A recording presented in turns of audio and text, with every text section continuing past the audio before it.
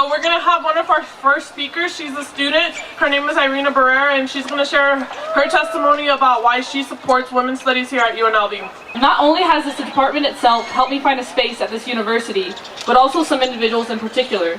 Dr. Anita Ravia, who is a friend and mentor, or a womentor, has guided me through my academics here at UNLV. With Dr. Ravia's help and a few UNLV student organizations that I've gotten involved with, I have had numerous opportunities to put on events and conferences on campus that promote diversity and that bring high school students to UNLV. It is important that universities like UNLV start funding and placing importance on diversity-led departments, programs, because I know that I personally would have felt disconnected and underrepresented here at UNLV if it wasn't for the Women's Studies Department and faculty. Thank you.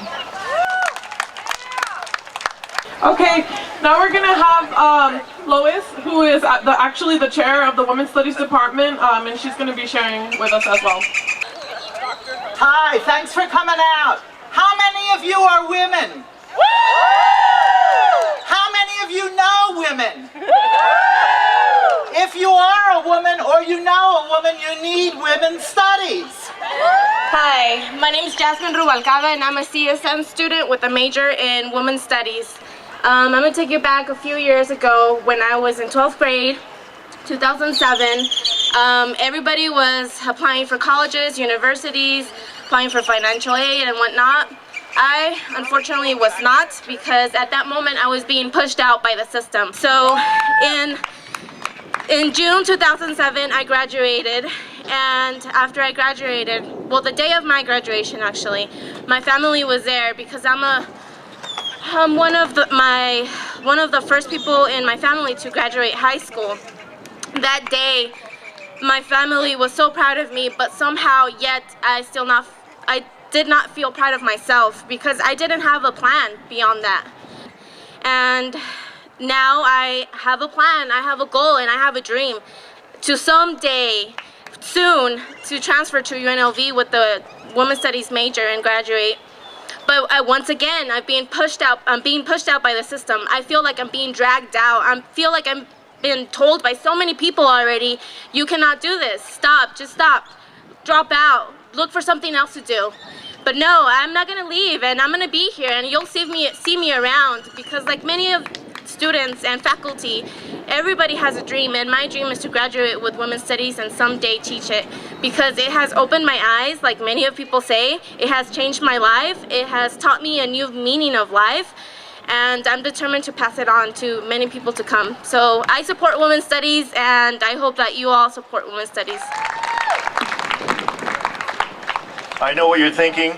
A male director of the Women's Center here on campus. But I am proud to be so, and proud to be affiliated with my colleagues over Women's Studies. And I am deeply troubled as long as this issue persists of a possible elimination of the program. We work very closely with Women's Studies, and we will do what we can to support you as our colleagues on the academic side. Thank you. Alright, so on behalf of the Students United for Reproductive Justice and the Gene Adage Women's Center and myself, Women's Studies allows us safe spaces to have our meetings in. It allows us safe spaces to promote events, to collaborate with Women's Studies on anything. They support everything we do, and please support this and write letters, and yeah, for Women's Studies. This is one of the classes that I feel like I actually got more of than the classes that I go to now.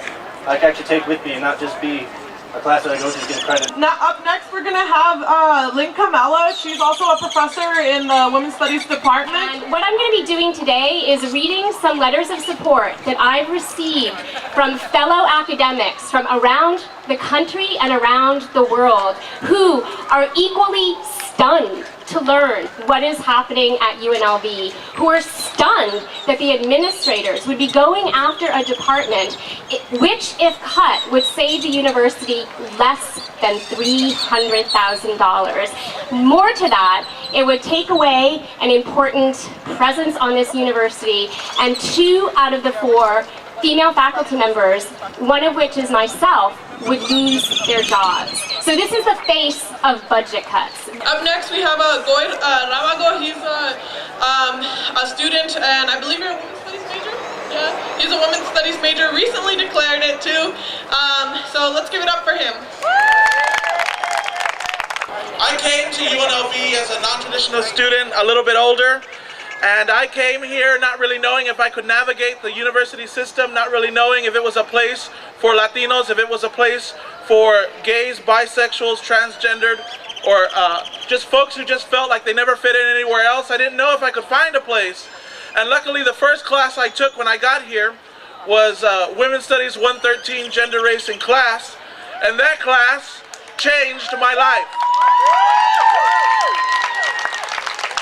It was a class that taught me about my own privilege as being a male. It was a class that taught me about how we need to identify what our struggles are as an individual and connect those with struggles that other people might be having. It's a place for you to think about what ways you have privilege as a man, as a straight person, as a citizen of the United States. Whatever kind of privilege you have, you need to identify that with other people and realize that everybody who's been marginalized, has been kept out of privilege, who has been kept out of opportunities, who has been kept out of wealth and health care, that we all have the same common struggles, the same common dreams and goals, and we need to identify those. And a department like Women's Studies is a place that will show students that. This institution and most institutions of higher education were not made with people like me in mind, right?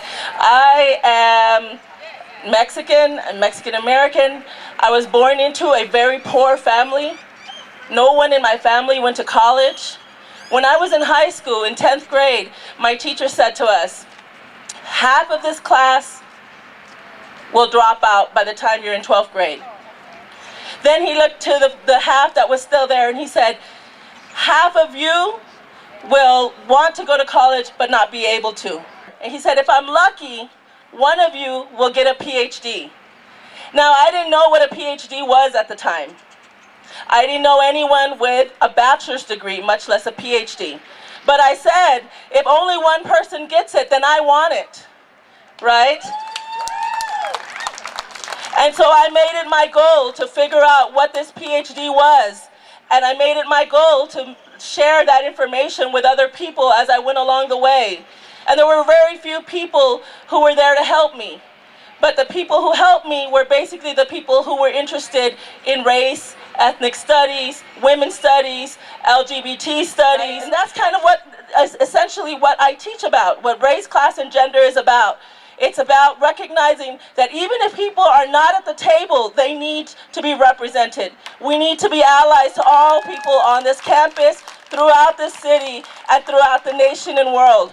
And that's our commitment, right? Women's Studies is committed to creating that change. Because I will be one of the faculty who is eliminated, not just the department, but one of the faculty members who will no longer be here.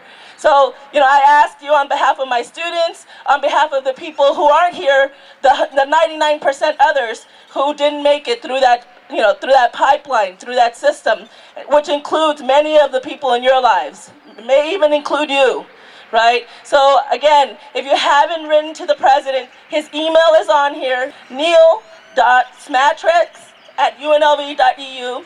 I want you to take out your cell phones. Take out your cell phones. If you don't have time to write a letter, you can call him. So take out your cell phones and put his phone number in there. It's 702, right? 895-3201. You can call him now. You can call him, tonight, this afternoon. Just leave a message and let him know, hey, I want this department to continue. Do not allow the miscommunication and the myths to continue about women's studies and the work that we do. And the only way that you can do that is by educating yourself and sharing that information with others. So again, thank you all for doing this today. Again, I'm really proud to be connected to this department. I'm really amazed by the power and strength of our students who are creating change here. If you have anything that you want to commit to and change, I'm telling you, these folks who are in our classes are the people to talk to. Thank you.